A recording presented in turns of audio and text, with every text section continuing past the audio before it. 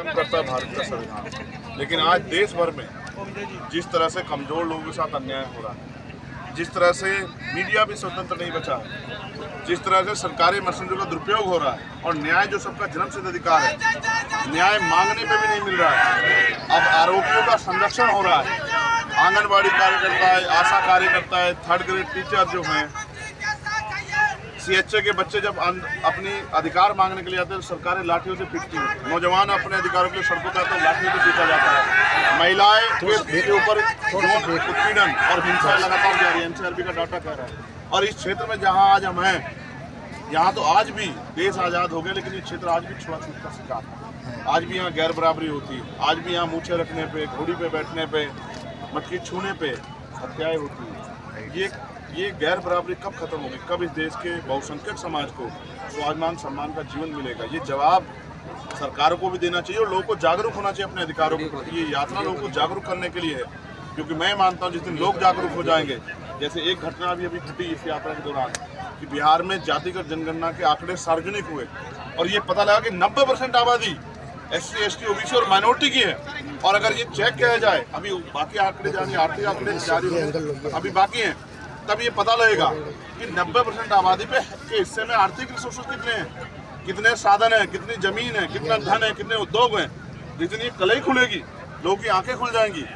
बहुत लंबे समय से हमें आपस में लड़ाया गया ये कह के कि आपके अधिकार ये छीन रहे हैं, आपके अधिकार इन्होंने खा लिए हैं। आज लोगों को सच पता लग रहा है कि जिनकी 90% आबादी थी, जागरूकता की तो कमी है कि 90% लोग वोट होने के बावजूद भी अपना राजनीतिक, और जब तक राजनीतिक शक्ति कमजोरों के हाथ में नहीं जाएगी, किसानों के हाथ में नहीं जाएगी, मजदूरों के हाथ में नहीं जाएगी, आदिवासियों के हाथ में नहीं जाएगी, दलितों के हाथ में नहीं जाएगी, मुसलमानों के हाथ में तब तक परिवर्तन नहीं होगा। जिस परिवर्तन के हम लोग देश के शहीदों ने सपने देखे थे कि ऐसा भारत जहाँ जाति धर्म के नाम पर गैर बराबरी ना हो, कोई अन्याय ना हो, महिलाओं का शोषण ना हो, रोटी कपड़ा मकान की दिक्कत ना हो। आज भी यहाँ पीने के लिए साफ पानी नहीं है। बराबर में गुजरात है, गुजरात बॉर्डर से जो पानी आना था, जो समझौता हुआ था 1963 में, उसका कोई असर नहीं है। 3000 रुपये का टैंकर आता है। अमीर तो फिर भी काम चला लें, गरीब कहाँ जाएं?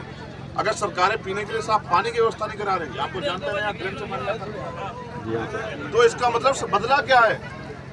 इसका मतलब आज तक भी हमारी बुनियादी सुविधाओं पर ध्यान नहीं दिया गया है। अच्छे मकान, खाने को खाना नहीं अच्छा, पीने के लिए साफ पानी नहीं, पहनने के लिए कपड़े नहीं। तो सरकारें जो हमसे टैक्स लेके हमारे लिए कर क्या रही हैं? संविधान बचाओ यात्रा के जरिए संविधान के प्रति, अपने अधिकारों के प्रति जागरूक करने के लिए हम लोग निकले हैं कि महिलाएं अपनी ताकत पहचानें। मैं तो देखो, एक बड़े धोखे को समझना पड़ेगा कि जहाँ आपकी सरकार नहीं, वहाँ आप कहते हैं जातिगत जनगणना होनी चाहिए, और जहाँ आपकी सरकार है वहाँ आप करा नहीं रहे। यहाँ क्यों नहीं जातिगत जनगणना? जहाँ कांग्रेस की सरकार है, सबसे पहले उनको जातिगत जनगणना करानी चाहिए और उसके बाद देश भर में जातिगत जनगणना होनी चाहिए। तभी तो पता लगेगा कि आज़ादी के बाद अब तक हमने इस देश को अपने पीठ पे ढोया। हमने लोगों के मकान बनाए, फैक्ट्रियाँ बनाई, हमने लोगों के खेत जोते, और हमारे हिस्से में क्या आया? जब हम आज़ादी से पहले, जब बराबरी की व्यवस्था नहीं थी, संविधान नहीं था, तब भी हम लोग अन्याय से रहे, तो आज भी अन्याय से रहे, तो बदला क्या है? इसलिए अभी जो महिला आरक्षण बिल आया है, ये महिला आरक्षण बिल नहीं। अगर महिला आरक्षण बिल होता तो SC, ST, OBC की महिलाओं को, वो महिलाएं जिनके पल्लू आज भी यहाँ तक हैं राजस्थान में, उनकी भी हिस्सेदारी इसमें होती। ये SC, ST, OBC और माइनॉरिटी की महिलाओं को दरकिनार करके, क्योंकि आरक्षण जो है, प्रतिनिधित्व जो है, वो कोई गरीबी उन्मूलन कार्यक्रम नहीं है, वो हिस्सेदारी का मामला है। आपने हमारे ही SC, ST के बीच का जो हिस्सेदार थी, उसमें से हमारी महिलाओं को दे दिया, और स्वर्ण जाति की महिलाओं को आप सब सीटों में से दोगे। ये जो लूट चल रही है ना, ये संविधान की हत्या है। इस हत्या को हम लोग नहीं होने देंगे। इसलिए अगर वास्तविकता में महिलाओं के लिए, हम तो चाहते हैं 50% मिले महिलाओं को हिस्सेदारी, उनकी आबादी 50% है, लेकिन उस 50% में SC, ST, OBC और माइनॉरिटी की महिलाओं को उनकी संख्या के आधार पर हिस्सेदारी मिलनी चाहिए। और हम तो ये कहते हैं, सिर्फ विधायिका की लोकसभा और विधानसभा में क्यों, राज्यसभा में भी, विधान परिषद में भी, सब जगह पे महिलाओं को हिस्सेदारी मिले, महिला सशक्त हो, महिला सुरक्षित हो, जो कि सरकारें नहीं कर पा रही।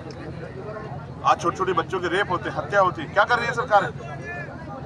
अगर सरकार लोगों को न्याय भी नहीं दिला पा रही, उनकी जीवन रक्षा नहीं कर पा रही, तो टैक्स इस बात का ले रही है। और सरकार इस तरह का दिखावा करती है कि जैसे वो कोई योजना चला के अपनी जेब से कुछ दे रही हो। ये सारी योजनाएं जनता के टैक्स के पैसे चल रही है, कोई घर से नहीं ला रहा है पैसा।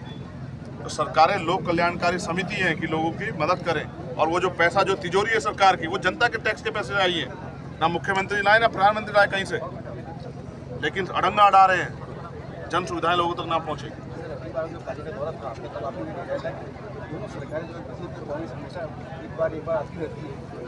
ये खेल इसी बार खत्म होने वाला है। इस बार जनता आजाद समाज पार्टी के समर्थन में, कल आप देखते कितना बड़ा हजूम था, और आज यहाँ देखिए आप कि टेंट छोटा पड़ गया। कल इतना बड़ा हजूम था भोपालगढ़ में, और उसके बाद भीनमाल में, जालोर में ऐसा सैलाब, और रात को 8 घंटे इंतजार करने के बाद लाखों की संख्या में लोग थे। और ये जो लोग आ रहे हैं, इनको हम लोग पैसा नहीं देते, ना कोई खाना देते, ना सुख सुविधा, अपने पैसे से लोग आते हैं, 8-8 घंटे इंतजार करते हैं, क्योंकि आप उनमें परिवर्तन की बयार है, और वो चाहते हैं बदलाव हो और आजाद समाज पार्टी ताकतवर हो, तो जनता के हितों के लिए राजनीति हो। अब तक जनता से राजनीति हो रही है।